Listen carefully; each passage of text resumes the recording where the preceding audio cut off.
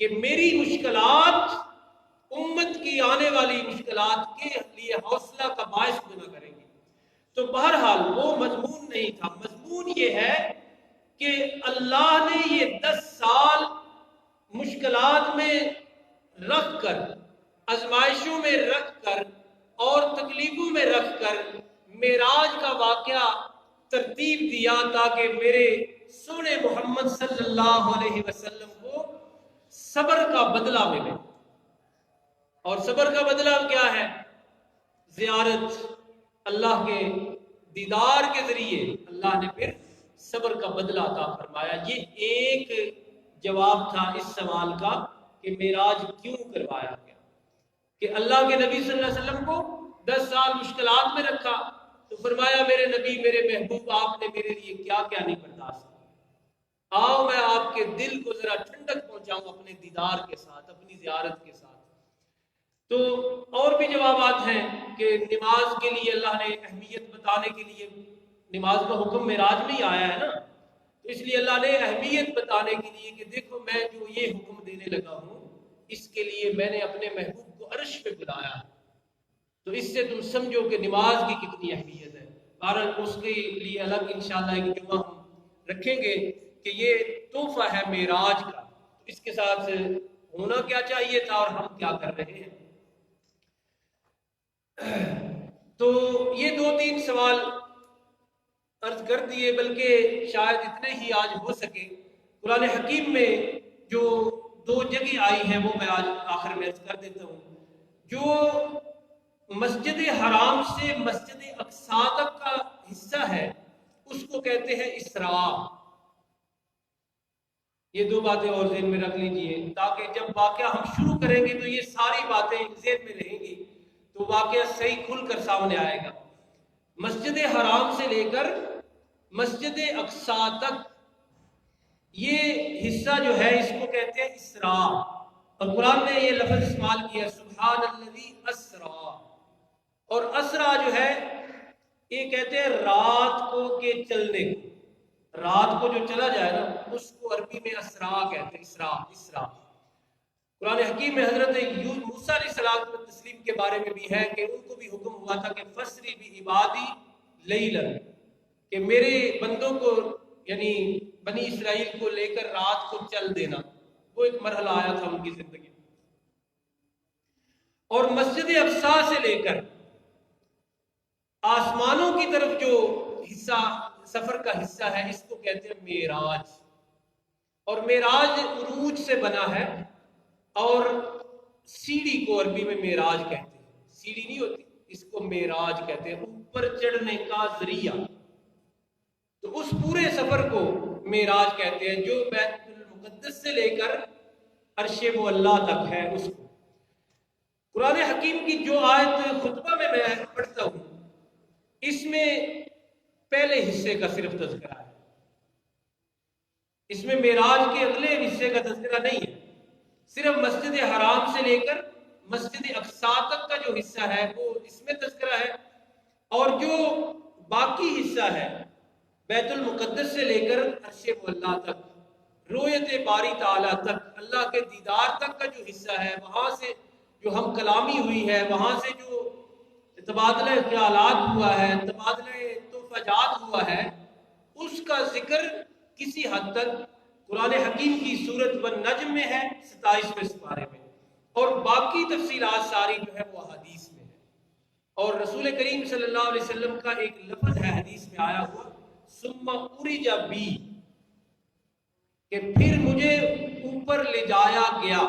اس ایک لفظ سے اس واقعہ کو معراج شریف کا واقعہ کہتے ہیں۔ اتنی معلومات آپ ذہن میں رکھیے گا تو انشاءاللہ باقی تفصیلات عرض کروں گا، کیونکہ وقت تھوڑا ہوتا ہے۔ ایک بات آخر میں ایک عالمی مسئلہ بن چکا ہے اس کے حوالے سے میں عرض کرنا چاہتا تھا، اور وہ ہے کرونا وائرس۔ یہ وائرس ایک مہلک مر وائرس ہے،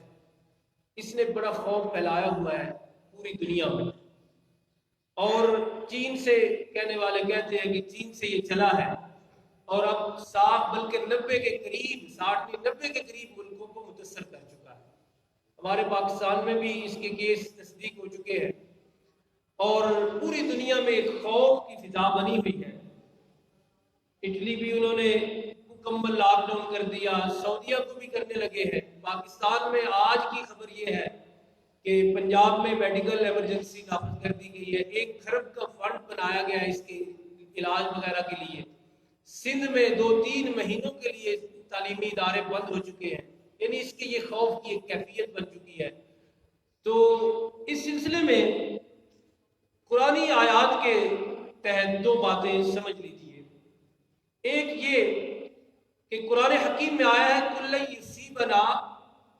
إِلَّا مَا كَتَبَ اللَّهُ لَنَا، کہ میرے محبوب 2 ٹوک انداز میں یہ فرما دیجئے، اور قرآن حکیم کی یہی خوبی ہے، یہ 2 ٹوک ہونا،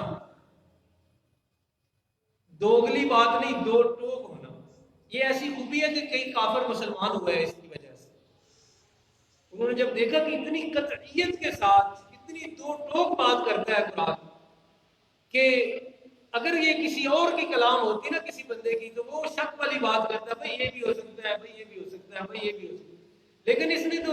جو 2 ٹوک انداز اختیار کیا ہے نا، تو یہ لگتا ہے کہ کسی خالق اور اللہ کی یہ کلام ہے، تو وہ مسلمان ہوا ہے اس کیفیت کو دیکھ کر۔ تو قرآن حکیم میں 2 ٹوک الفاظ میں یہ فرمایا گیا ہے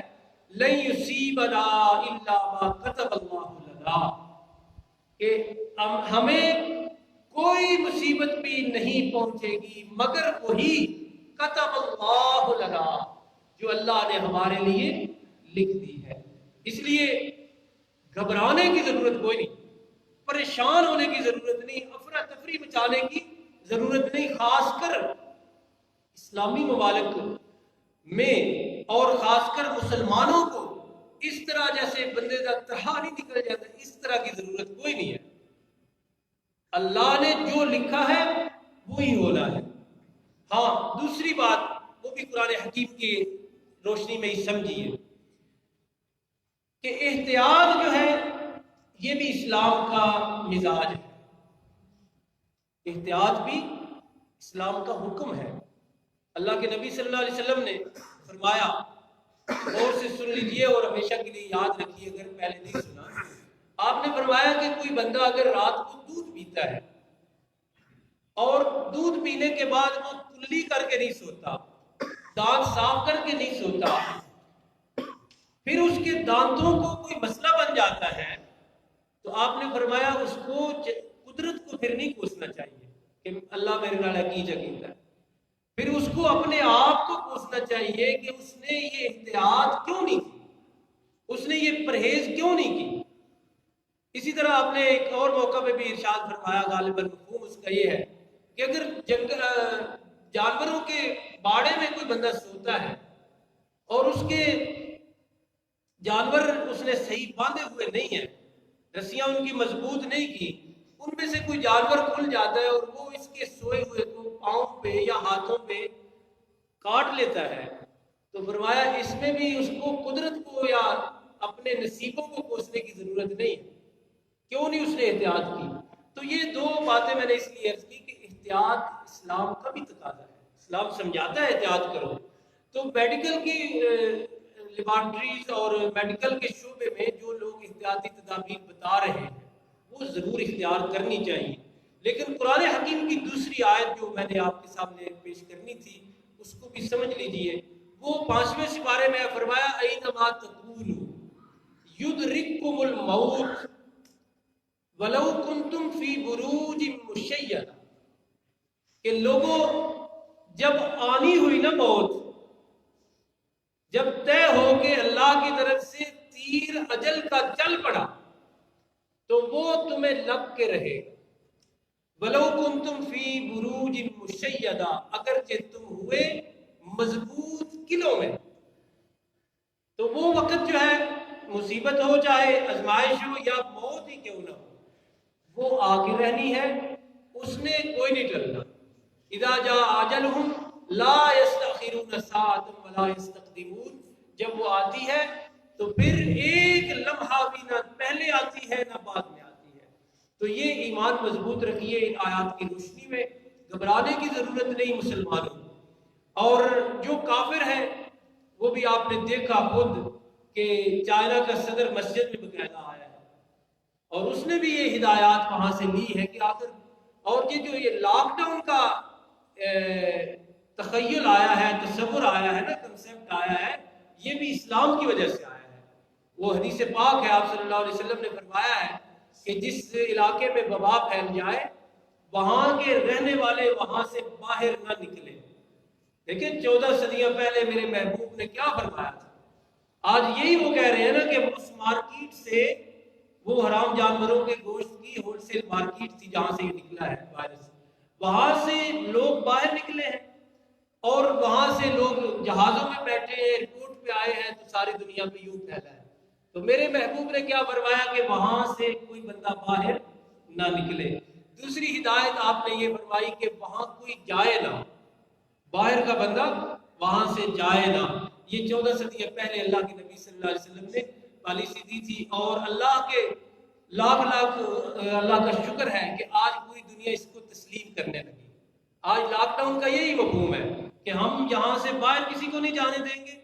اور باہر سے چاہے وہ عمرہ کے لیے کیوں نہ آئے ہوں، باہر سے ہم ان کو اندر نہیں آنے دیں گے۔ تو یہ بھی اسلام کا ایک کمال ہے، اور اسلام کی فوقیت کی اور برتری کی دلیل ہے۔ بہرحال میرے دوستوں، گھبرانے کی، پریشان ہونے کی ضرورت نہیں۔ اللہ نے جو لکھا ہے وہ ہو کر رہنا ہے، البتہ احتیاطی تدابیر ضرور کیجیے۔ اللہ پاک ہم سب کی حفاظت فرمائے، پوری دنیا کے انسانوں کے لیے فلاح و بہبود اور ان کی ہدایت کی دعا کرتے ہوئے ان کے لیے محفوظ رہنے کی بھی دعا کرنی چاہیے، اور اسی طرح خاص کر مسلمان بھائی جہاں جہاں اس مصیبت کا شکار ہو رہے ہیں اور جو نہیں